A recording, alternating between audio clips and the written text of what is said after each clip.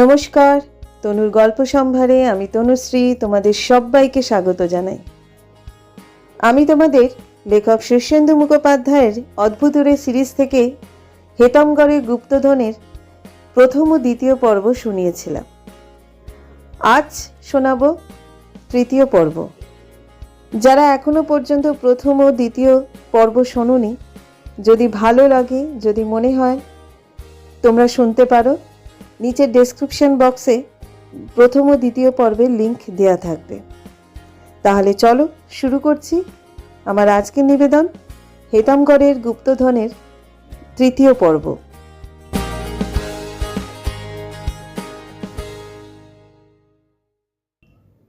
এদিকে পল্টন পড়েছে মহা ফ্যাসাদে।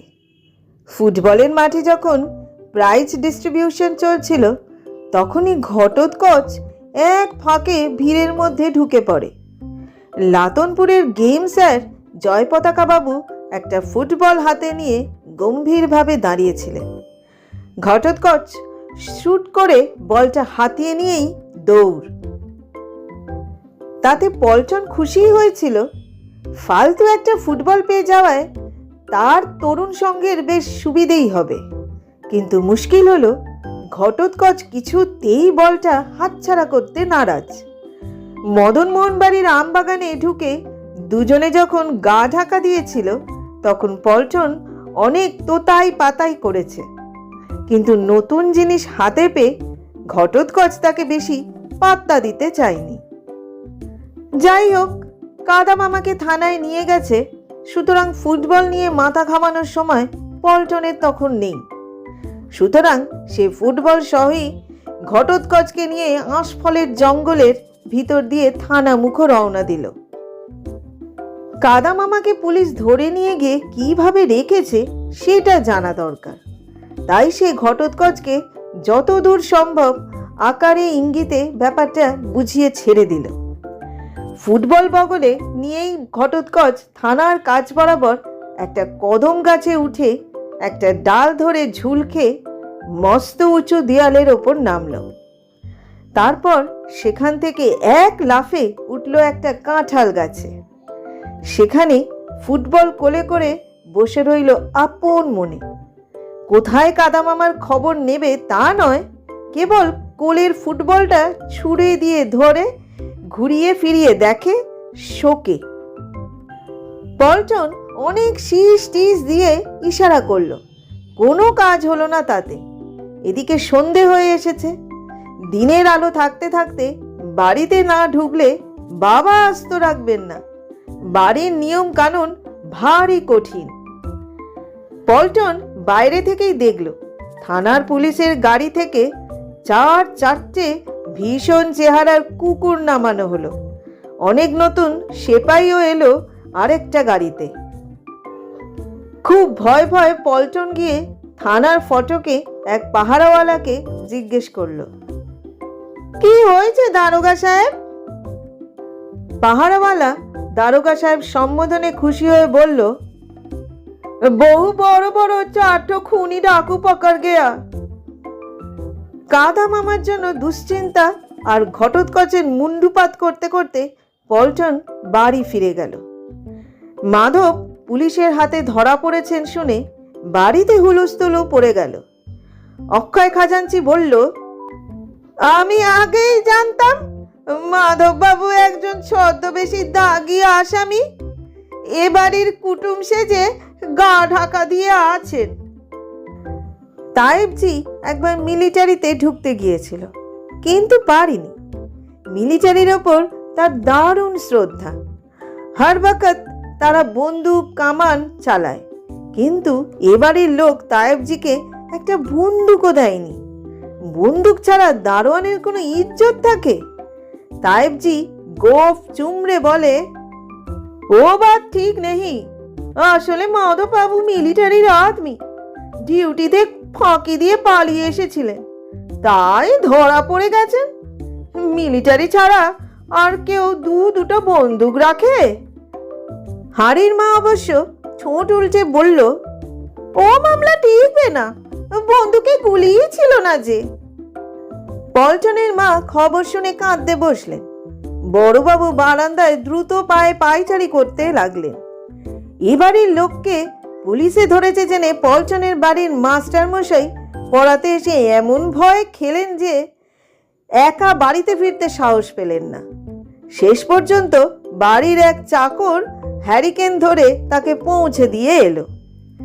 অনেক রাত পর্যন্ত বাড়ির লোকের ঘুম নেই, খাওয়া নেই, কেবল নানা রকম শলা পরামর্শ চলতে লাগলো।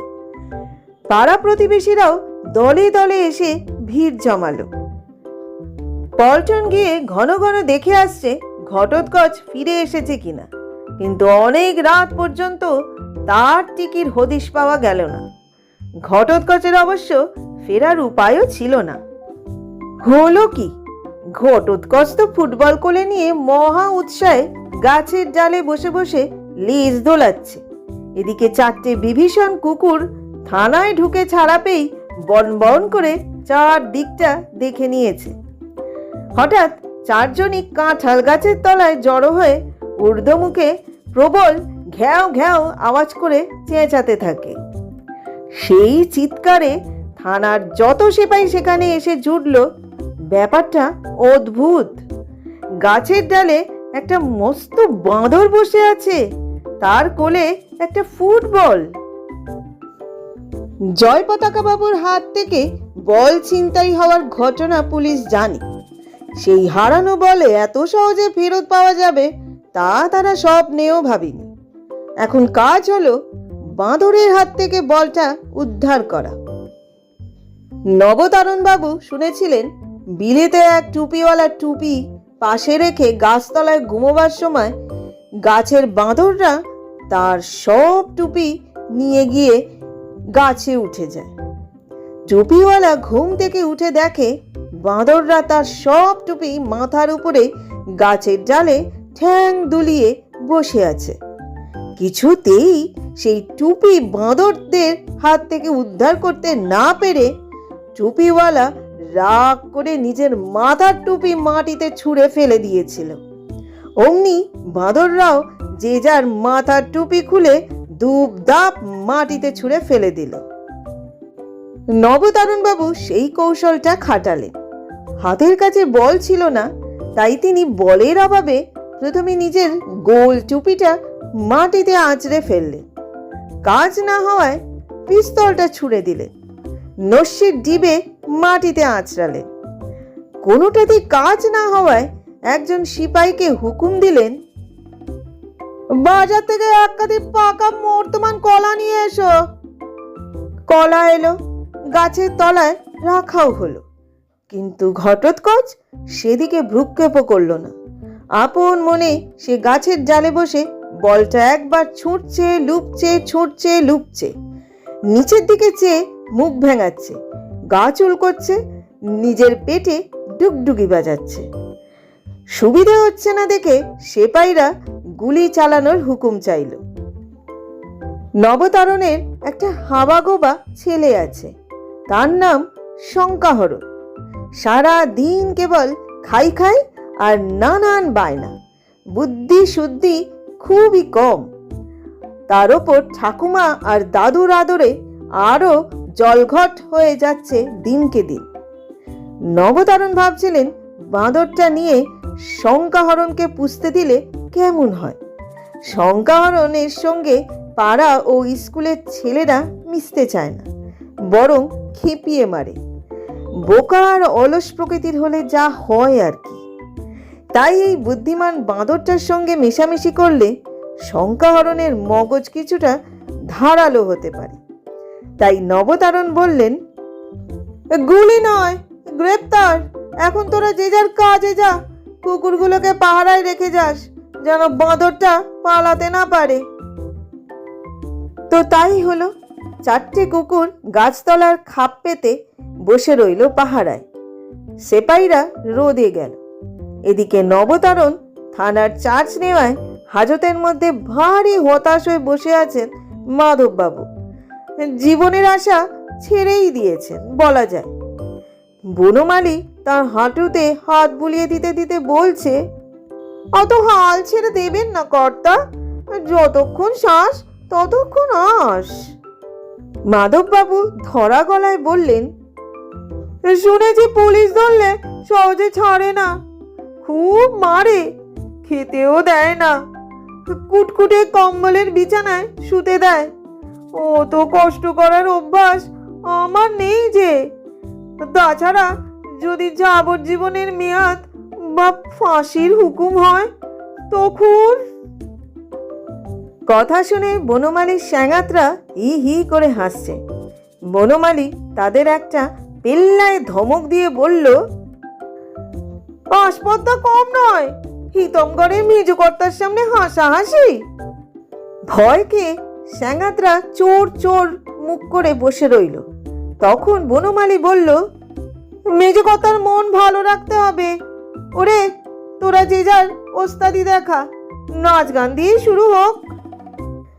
সঙ্গে সঙ্গে স্যাঙাতদের একজন নাক দিয়ে নিখুঁত আঁড়বাঁশির আওয়াজ ছাড়তে লাগলো, আরেকজন গাল ফুলিয়ে ফোলানো গালে চটি মেরে তবলার আওয়াজ করতে লাগলো, তৃতীয়জন রায় বেশে নাচ জুড়ে দিল। বনমালী নিজে গান গাইতে লাগলো। খুবই জমে গেল ব্যাপারটা। মাধব হাঁ হয়ে দেখতে লাগলেন। নাচ গান শেষ হলে বনমালীর স্যাঙাতরা নানা রকম খেলা দেখালো। স্যাঙাতদের একজন হুবহু নবতারণ আর মাধব চৌধুরী গলা নকল করে কথা বলে গেল। তারপর নানা জীবজন্তুর ডাক শোনালো। আরেকজন দেখালো জিনিসপত্র হাওয়া করে দেওয়ার কায়দা। পয়সা থেকে শুরু করে চাবি, কলম ইত্যাদি যা হাতের কাছে পাওয়া গেল তা নিয়ে সে শূন্যে ছুড়ে দেয়, আর সেগুলো যেন পলকে হাওয়া হয়ে হাওয়ার সঙ্গে মিশে যায়। এত সাফ হাত মাধব কোনো ম্যাজিশিয়ানের দেখেনি। সব শেষে টিকটিকি বিদ্যে জানা বিষ্ট মাধবকে তাজ্জব বানিয়ে দিল। সে গিয়ে গড়াদের সরু ফোঁকরের মধ্যে নিজের শরীরকে কাত করে ঢুকিয়ে একটা চারি মেরে মুহূর্তের মধ্যে বাইরে বেরিয়ে গেল। তারপর একটু ঘোরাফেরা করে আবার একই কায়দায় ভিতরে ঢুকে এলো। মাধব বললেন, তা তুমি বাবু ইচ্ছে করলেই তো এখান থেকে কেটে পড়তে পারো। বনমালী হেসে বলে, তা পারে, তবে আমাদের ফেলে যাবে না। তাছাড়া আলচপকা বেরোলে সিপাহীরা দরম করে গুলি চালাতে পারে। মাধবের মন অনেকটা ভালো হয়ে গিয়েছিল।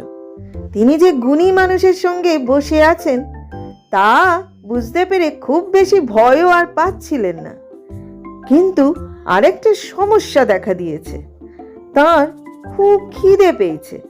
তাই আমতা আমতা করে বললেন, তা হে বনমালী, শুনেছিলাম হাজতে খেতে টেতে দেয়, লাপসি নাকি কি যেন, তা এরা দিচ্ছে না কেন? রাতও তো কম হয়নি, ধারে কাছে কোনো সেপাইকেও তো দেখা যাচ্ছে না। কথাটা ঠিক। হাজতের সামনে দিয়ে অনেকক্ষণ কোনো সেপাই রোদ দেয়নি, কেউ খোঁজ খবরও করেনি। খাবার দাবার দেওয়ার কথাও বুঝি ভুলে গেছে। বনমালীর ইঙ্গিতে বিষ্টু আবার গিয়ে চারিদিকে দেখে শুনে শরীরটাকে চ্যাপটা করে গড়াদের ফাঁকে গলে গেল। কিছুক্ষণ বাদে হাঁপাতে হাঁপাতে ফিরে এসে সে বলল, দারুণ খবর আছে, সেই বাঁদরটার সঙ্গে থানার কুকুররা মাঠে ফুটবল খেলছে, খুব জমে গেছে খেলা। সেপাইরা সব ডিউটি ফেলে মৌজ করে খেলা দেখছে। জয় কালী বলে লাফিয়ে ওঠে বনমালী। মাধবকে তাড়া দিয়ে বলে, উঠে পড়ুন, এমন সুযোগ আর হবে না। বনমালী টপ করে তার কানে গোজা বিড়িটা এনে তার ভিতর থেকে ছোট্ট একটা জিনিস বের করলো। গড়াদের তলায় সেটা ছোঁয়াতে না ছোঁয়াতেই দরজা চিচিং ফাঁক। সামনে একটা দরদালানের মতো। 5 জনের চুপি সারে সামনের দিকে এগিয়ে দেখলো সেদিকে নবতারণের অফিস ঘর। অফিস ঘরে নবতারণ জাঁকিয়ে বসে আছে। দরজায় তটস্থ বন্দুকধারী সেপাই, সুতরাং পালানোর পথ নেই। পিছন দিকে এসে দেখে সেদিকেও বিপদ। সামনে একটা ভোলা মাঠ, সেখানে ইলেকট্রিকের আলোয় ঘটোৎকচ আর 4টে কুকুরের মধ্যে দারুণ বল খেলা চলছে। ঘটোৎকচ বল ছুড়ে দেয়, 4টে কুকুর বলের পিছনে দৌড়ায়। বল ধরে ঠেলতে ঠেলতে এনে তারা আবার ঘটোৎকচের কাছে হাজির করে। তাদের হাব ভাব চাকর বাকরের মতো। ঘটোৎকচ বসে আছে একটা গাছের গুড়ির উঁচু মতো জায়গায়, ঠ্যাঙের ওপর ঠ্যাং তুলে। তার ভাবভঙ্গি রাজা বাদশার মতো। একটা কুকুর বেয়াদপি করে তার হাঁটুতে একটা মুখ ঘষে দেওয়ায় সে তার কান মলে দিল, আর কুকুরটা মাথায় হাত দিয়ে আদর করলো একটু। ফলে আর দুটো হিংসে ঘেউ ঘেউ করে ওঠে। ঘটোৎকচ তাদের এক ধমক মারল হুপ করে। ভয়ে তারা লেজ নামিয়ে ফেলল। কতক্ষণ খেলা চলতো বলা যায় না, কিন্তু এই সময় মাধববাবু ঘটোৎকচের কাণ্ড কারখানা দেখে দরদালান থেকে মুখটা একটু বেশি বাড়িয়ে দিয়েছিলেন। আর ঘটোৎকচ হঠাৎ মাধববাবুকে দেখতে পেয়ে হুপ হুপ বলে আনন্দের ডাক ছেড়ে 3টে বড় বড় ডিং মেরে কুকুর আর সেপাইদের মাথার ওপর দিয়ে প্রায় উড়ে এসে মাধববাবুর গা বেয়ে উঠে গলা জড়িয়ে কুই মুই করে আদর জানাতে লাগলো। সকালবেলার রাগ মাধববাবুর অনেক আগেই জল হয়ে গেছে। তার উপর এই দুঃসময়ে ঘটোৎকচের চেনা মুখখানা দেখে মাধববাবুরও আর স্থানকালের জ্ঞান রইল না। ওরে আমার ঘটুরে বলে তিনি ঘটোৎকচের গায়ে হাত বুলিয়ে আদর করতে লাগলেন। বনমালী পিছন থেকে একটা খোঁচা দিয়ে বলল, কি বিপদ! বিপদ বলে বিপদ! চোখের পলকে এক গাদা সেপাই ঘিরে ফেললো তাদের। কারোর হাতে বন্দুক, কারোর লাঠি। কুকুরগুলো ঊর্ধ্বমুখ হয়ে খাপ পেতে বসে আছে, হুকুম পেলেই লাফিয়ে পড়বে। অর্থাৎ মাধববাবুর আর কিছু করার নেই, সবাই ধরা পড়ে গেছেন। মাধববাবু দুঃখের সঙ্গে ঘটোৎকচকে কাঁধ থেকে নামিয়ে বললেন, এ হে, প্ল্যানটা কেচে গেল দেখছি। হেড কনস্টেবল মস্ত গোঁফ চুমড়ে সামনে এসে মাধববাবুকে পা থেকে মাথা পর্যন্ত দেখে নিয়ে বলল, এ বাদরটা আপনার? মাধববাবু ভয় ভয় বললেন, অনেকটা আমারই। বাঁদরটাকে আমরা ছেড়ে দিতে পারি না, এর এগেইনস্টে একটা ফুটবল চুরির কেস আছে। আজ রাতে একে হাজতেই রাখতে হবে। আপনারা বাড়ি চলে যান, কাল সকালে এসে খোঁজ নেবেন। এই বলে হেড কনস্টেবল তাদের নিয়ে গিয়ে পিছনের ফটক খুলে রাস্তায় বের করে দিল। বলল, এরপর থেকে নিজের বাঁদরকে ভালো করে বেঁধে রাখবেন। যে আগে বলে মাধববাবু খুব অমায়িকভাবে হাসলেন। হেড কনস্টেবল ফটক বন্ধ করে দিয়ে অন্য সেপাইদের হাঁক দিয়ে বলল, বাঁদরটাকে আলাদা সেলে ভরে দে, আর দেখ তো ওই 5টা বদমাস কয়েদি কোনো বদ মতলব ভাবছে কিনা। ততক্ষণে 5 কয়েদি চেঁ চা দৌড়ে পগার পার হয়েছে। পাতুগড়ে আম বাগানের অন্ধকারে ঢুকে হাঁপ ছেড়ে বনমালী হেসে বলল, উফ, বাঁচা গেল। মাধববাবু তেমন খুশি নন। ঘটোৎকচের জন্য মনটা বড় খারাপ। তিনি বললেন, আমাদের জন্যই বেচারা ধরা পড়ে গেল, নইলে ঠিক পালাতে পারত। কেউ তার কথার জবাব করল না। সবাই হাঁপাচ্ছে। তাছাড়া বিপদ এখনো তো কাটেনি। দৌড়তে দৌড়তে থানা থেকে খানিক দূর আসতে না আসতেই পাগলান্টির শব্দ শোনা গেছে। খুব একটা হইচই আর হুড়োহুড়ির শব্দও পাওয়া যাচ্ছিল পিছনে। পাতুগড়ের আম বাগান বিখ্যাত জায়গা। এখানে 100-150 বছরের পুরনো বিস্তর বড় বড় আম গাছ আছে এবং সেগুলো এখানে মাঝে মাঝে ফল দেয়। তাছাড়া বড়বাবু কলমের বাগানও করেছেন। বিশাল 100 বিঘার মতো বাগানটার পুরোটাই নানা ঝোপঝাড়ে ঘেরা। আম চুরি ঠেকানোর জন্য বিভিন্ন গাছে মাচা বাঁধা আছে। মাচায় ফলনের সময় লোকজন থাকে। আগে বড়বাবু বাবা ঠাকুরদা নিজেরাই আম পেড়ে বেচে দিতেন। বড়বাবু আর সে ঝামেলায় না গিয়ে প্রতি বছর বাগানটা বন্দোবস্তে দিয়ে দেন। বাগানে ঘোর অন্ধকার, ভুতুড়ে কুয়াশায় চারিদিকটা ছেয়ে আছে। ভাঙা বাতাসের মতো একটু উঁদো উঠেছে আবার। তাতে চারিদিকটা আরো গা ছমছম হয়ে আসছে। শীতকাল বলে আম বাগানে লোকজন নেই। মাধব ডাকলেন, বনমালী। আজ্ঞে, এখন কি হবে? কিছুক্ষণ ঘাপটি মেরে থাকতে হবে, তাপটা কেটে যাক, তারপর যাই করা যাবে। এখানে পুলিশ আসবে না তো? বনমালী মাথা চুলকে বলে, তা আসতে পারে। যত চোর ছেঁচোর ডাকাত পুলিশের চোখে ধুলো দিতে এই আম বাগানেই আসে। পুলিশও সেটা ভালোই জানে। মাধব ভয় খেয়ে বলেন, তাহলে আমার যে আবার পুলিশের ভয়টাই সবচেয়ে বেশি। বনমালী হেসে বলে, পুলিশ এলেই বা কি, এই আম বাগানের মতো এত ভালো চোর পুলিশ খেলার জায়গা আর কোথাও পাবেন? মাধব আবার ডাকলেন, বনমালী। আজ্ঞে, খিদে পাইছে, একটু চেপে থাকুন। উধার থেকে টর্চ লাইটের আলো দেখা যাচ্ছে, পুলিশ এলো বোধহয়। বনমালীর সেঙাতরা ওস্তাদ লোক। পুলিশের গন্ধ পেয়ে টপাটপ এক একটা গাছে চড়ে অন্ধকারে গায়েব হয়ে গেল।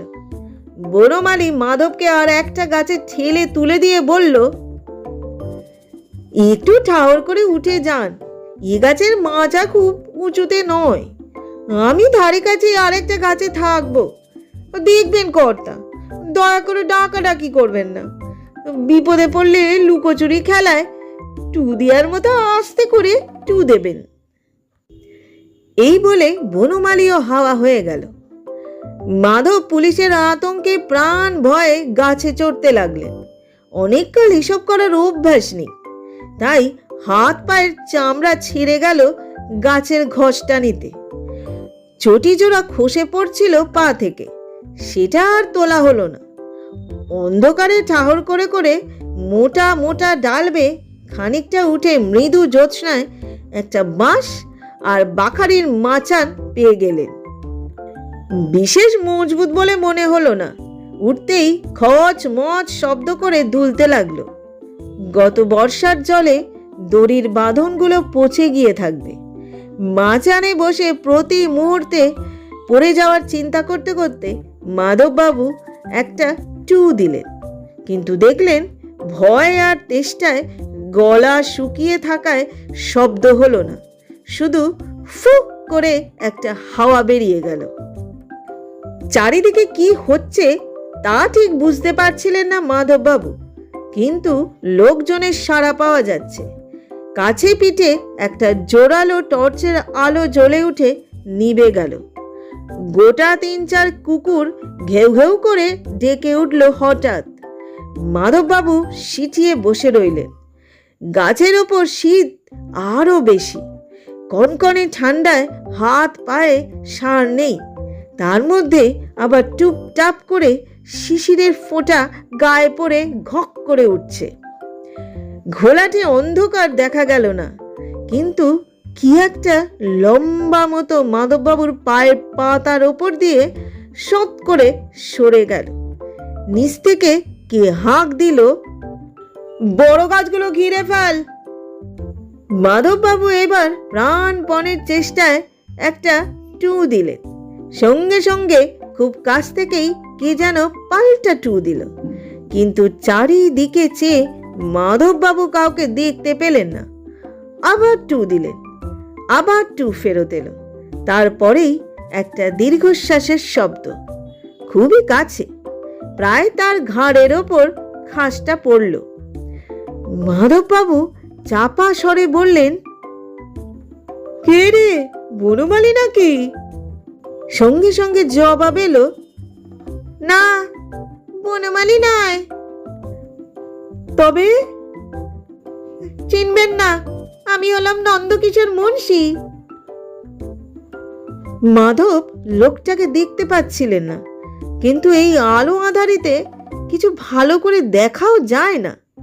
না দেখলেও একটা লোক কাছে আছে জেনে মাধব খুব ভরসা পেয়ে বললেন, ফেরারি নাকি?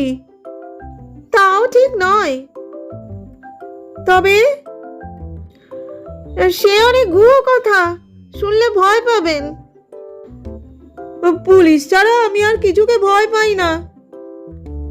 লোকটা আর একটা দীর্ঘশ্বাস ছাড়ল, জবাব দিল না।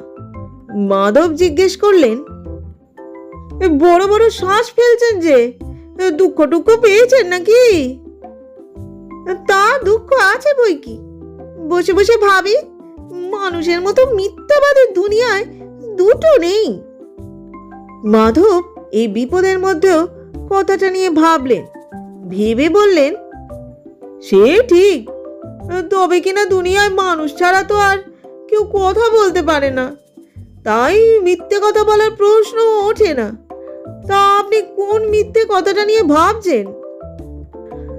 নন্দকিশোর একটু যেন খিক করে হাসলো, তারপর বলল, ছেলেবেলায় গল্প শুনতুম, ভূতেরা নাকি ঘরে বসে লম্বা হাত বাড়িয়ে বাগান থেকে লেবু ছিঁড়ে আনতে পারে, তারা নাকি মাছ ভাজা খায়, তারা নাকি মানুষের ঘাড়ে ভর করে যাচ্ছে তাই কাণ্ড ঘটায়।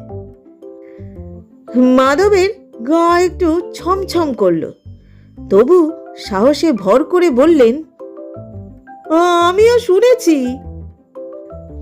দূর দূর, ডাহা মিথ্যে। ভূত হওয়ার পর আমি হরে হরে বুঝেছি ভূতেদের কানা করির ক্ষমতাও নেই। বাতাসের মতো ফিনফিনে শরীর নিয়ে কিছু করা যায় মশাই? আপনি বলুন। এতকাল মাধবের ধারণা ছিল তিনি পুলিশ ছাড়া আর কাউকে ভয় পান না। এখন একেবারে কাঠ হয়ে বসে থেকে তিনি টের পেলেন দুনিয়ায় আরো বিস্তর ভয়ের ব্যাপার রয়ে গেছে। কাঁপা গলায় তিনি বললেন, দোহাই মশাই, আমাকে আর ভয় দেখাবেন না, আমি ভূতকেও ভীষণ ভয় পাই। নন্দকিশোর গম্ভীর হয়ে বলে, ভূতকে ভয় পায় মূর্খেরা। বললাম তো, ভূতেদের কানা করির ক্ষমতাও নেই। থাকলে এক্ষুনি ওই পুলিশগুলোকে ডেকে আপনাকে ধরিয়ে দিতে পারতাম, না হয়তো আপনাকে এই মাচান থেকে ঠেলে নিচে ফেলে দিতাম।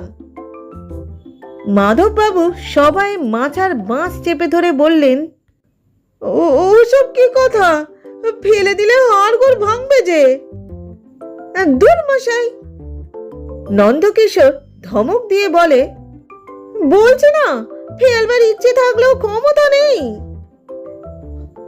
কিন্তু যদি পুলিশ ডাকেন? মাধব সন্দেহে কাঁটা হয়ে বললেন, ডাকবে কি? আমার গলার স্বর ওদের কানে যাবে বুঝি?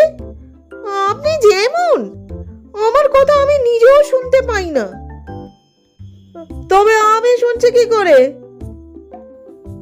বিপদে পড়ে আপনার চোখ, কান, নাক, ইন্দ্রিয় এবং স্নায়ু অত্যন্ত বেশি সজাগ হয়ে ওঠায় অনুভূতির ক্ষমতা খুব বেড়ে গেছে। আপনার গলার স্বর বলে কিছুই নেই। আপনি যা শুনতে পাচ্ছেন তা হলো একটা চিন্তার তরঙ্গ মাত্র। অন্য কোনো ভূতালোক হলে কিছুই শুনতে পেত না। মাধববাবু এই দুঃসময়েও একটু খুশি হলেন। তিনি তাহলে তো লোক নন। গলা খাঁকারি দিয়ে বললেন, যথার্থই বলেছেন মশাই। নন্দকিশোরের আরেকটা দীর্ঘশ্বাস পড়ে। সে বলে, এই বাগানে ফলনের সময় যত চৌকিদার পাহারায় থাকে, আমি তাদের সকলের সঙ্গে কথা বলার চেষ্টা করেছি, কাজ হয়নি।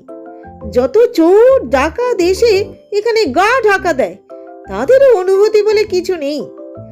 আজই প্রথম একটা চোরকে দেখলাম যে আমার কথা শুনতে পেল। চোর! নন্দকিশোর নির্বিকার ভাবে বলে, চোর বললে যদি রাগ হয় তবে না হয় 10 করে বললাম, কিন্তু আপনার মতো ভীতু লোক যে ডাকাত বা গুন্ডা হতে পারে না তা আমি দেখেই বুঝেছি। মাধববাবু একটু রেগে গিয়ে বলেন, আমি ওসব কিছুই নই। আমি হচ্ছি হেতমগড়ের মেজ কুমার। পুলিশ আমাকে বিনা দোষে ধরেছিল, আমি পালিয়ে এসেছি। নন্দকিশোরের খিকখিক গা চালানো হাসি শোনা যায়। সে বলে, সেই কথা পুলিশকে বলে দেখবেন বরং, ওই তারা এসে গেছে। মাধব নিচের দিকে চেয়ে কাঠ হয়ে যান। আবজা অন্ধকারে দেখতে পান গোটা 2 কুকুর গাছের তলায় ঘুরঘুর করে কি যেন শুকছে। তার চটি জোড়া নয় তো? এই সময় একটা জোরালো টর্চের আলো পড়ল গাছতলায়।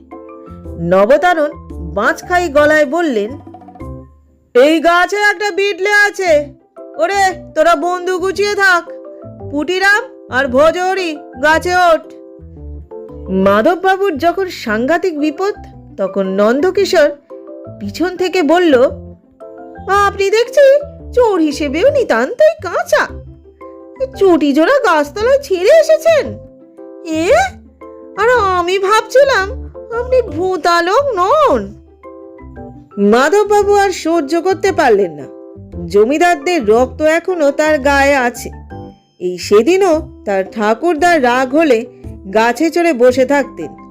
তিনি না রেগেই গাছে চড়েছেন বটে, কিন্তু এখন গাছে চড়ার পর তার রাগটাও হলো। সারা দিন আজ নানা রকম পা গেছে, তার উপর এখন বিপদের মুখে আবার ভূতের অপমান।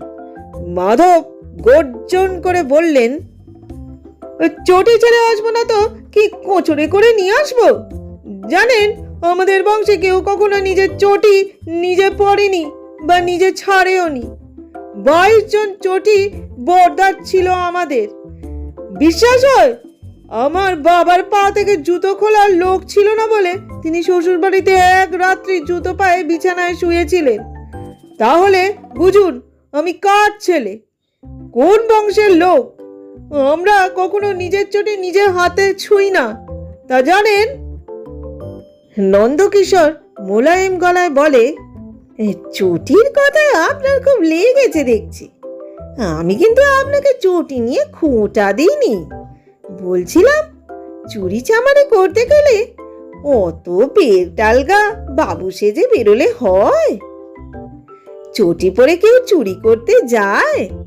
এ হচ্ছে অতিশয় কাঁচা তস্করের কাজ।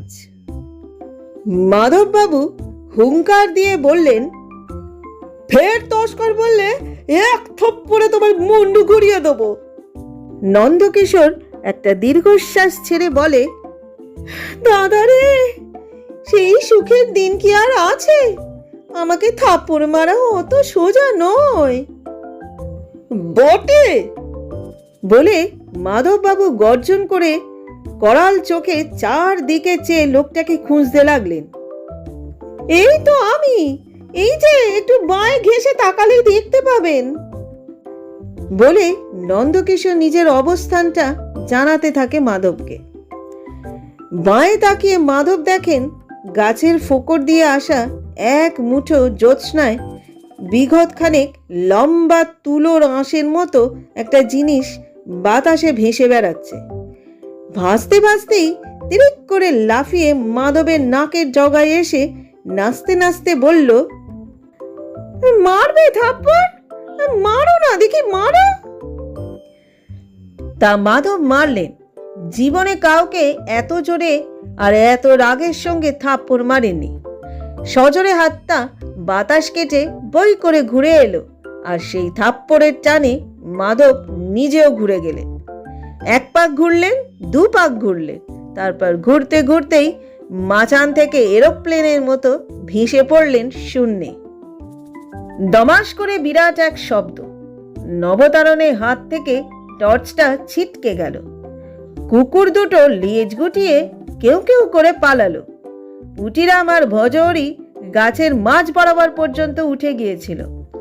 হঠাৎ আঁতকে ওঠায় তারাও হাত পা ফসকে নিচে পড়ল। গাছের তলায় অন্ধকারে সে এক হুলুস তুলুস কাণ্ড।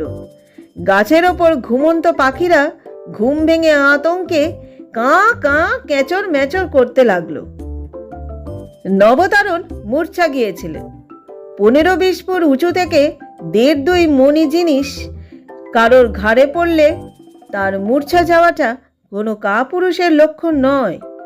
নবতারণ কাপুরুষ ননও, তবে তার মতো শক্ত ধাতের মানুষ মূর্ছা যাওয়ায় সেপাইরা কিংকর্তব্য বিমূঢ় হয়ে পড়েছিলেন।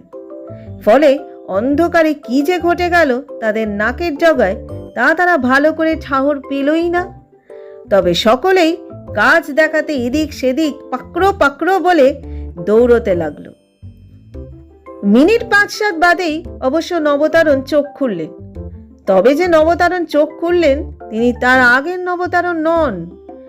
এত কাইল হয়ে পড়েছেন যে উঠে দাঁড়ানোর ক্ষমতাই নেই। গায়ে গতরে প্রচণ্ড ব্যথা, চোখে সর্ষে ফুল দেখছেন। খানিক বাদে একটু ধাতস্থ হয়ে চারিদিকে চেয়ে দেখলেন কেউ কোথাও নেই।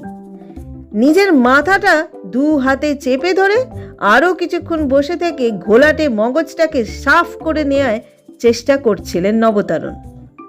এমন সময় খুব কাছ থেকে কে যেন বলে উঠল, ছে ছে, এইসব নুনির পুতুলকে আজকাল দারোগার পোস্টে প্রমোশন দিচ্ছে নাকি? দারোগা ছিল বটে, আমাদের আমলে নিশি দারোগা।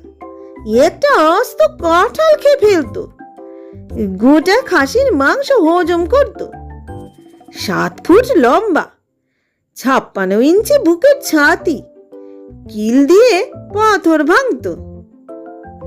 নবতারণের ঘোলাটে বুদ্ধি সাফ হয়ে গেল, গায়ের ব্যথাও গেল উবে। অপমানের জ্বালায় এক লাফে উঠে হুঙ্কার ছাড়লেন, কার রে এত সাহস, সামনে দাঁড়িয়ে কথা বলছিস? ঠিক করে একটু হাসির শব্দ হলো। কে যেন বলল, বেশি রোয়াবি দেখিও না, আমি কত বুদ্ধি খাটিয়ে চোরটাকে গাছ থেকে নিচে ফেললাম, তুমি তাকে কোলের মধ্যে পেয়েও ধরে রাখতে পারলে না। মাইনে নাও কোন লজ্জায়। নবতারণ খাপ থেকে রিভলভার বের করে বললেন, সাহস থাকে তো সামনে এসে কথা বল। সাহসের কথা আর বলো না, তুমি যা বীর পুরুষ, তাতে চামচিকিও আর ভয় পাবে না। আমি সামনেই আছি, কি করবে করো না। নবতারণ মহিষের মতো শ্বাস ফেলে দাঁতে দাঁত পিষে জাঁতার মতো শব্দ করে বললেন, কই তুই? এই যে, বলে বিগত খানেক লম্বা সাদাটে নন্দকিশোর মুন্সি একেবারে নবতারণের নাকের জগায় নাচতে লাগলো, সঙ্গে খিক খিক করে হাসি। নবতারণ চাঁদের ঘোলাটে আলোয় নিজের নাকের জগায় এই অশরীরী কাণ্ড দেখে হতভম্ব হয়ে গেলেন প্রথমটায়। তারপর পিছু ফিরে দৌড়াতে দৌড়াতে চেঁচাতে লাগলেন, পুটিরাম, ভজরি, ভূত ভূত। কয়েক মিনিটের মধ্যে আমবাগান সাফ হয়ে গেল।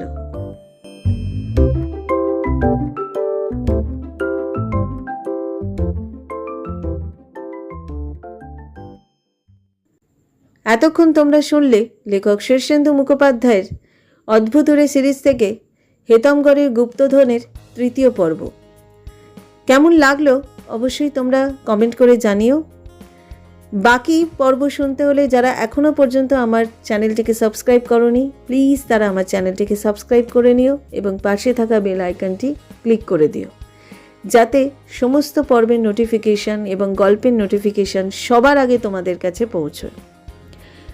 আজকের মতো বিদায় নিচ্ছি, খুব শিগগিরই ফিরব পরবর্তী পর্ব নিয়ে। সবাই ভালো থেকো, সুস্থ থেকো এবং অবশ্যই সুরক্ষিত থেকো।